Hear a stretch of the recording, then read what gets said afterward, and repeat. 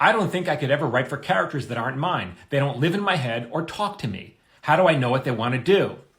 If you are an aspiring screenwriter, I hope you don't think the way this gentleman thinks, because if you do, you are effectively ruling out ever becoming a professional movie writer or professional television writer. So that leaves playwright or novelist. And if you can make a living doing that, fantastic, more power to you. Or maybe you just want to be an amateur writer, and I have no judgment against that. I think that's the purest form of writing, because you're just doing it for yourself. Wonderful, keep doing that.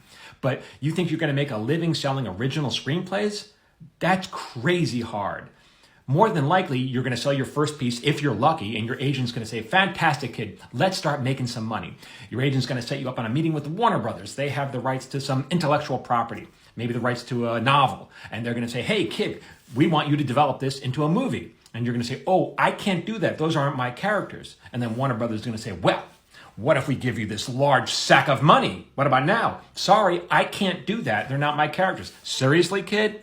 All right, next.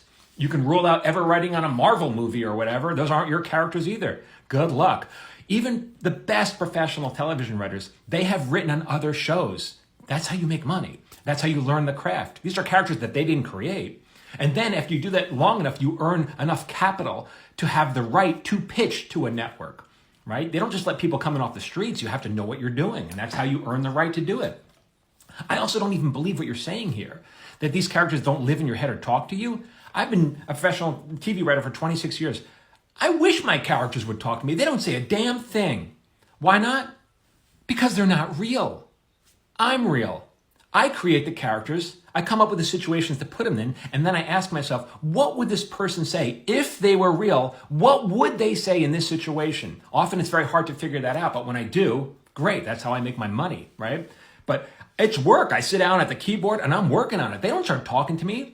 They don't live in my head and talk to me. What you are describing is not writing. You're describing some forms of mental illness. And I'm not being flip, man. It's true. They don't talk to me. I have to do all that work.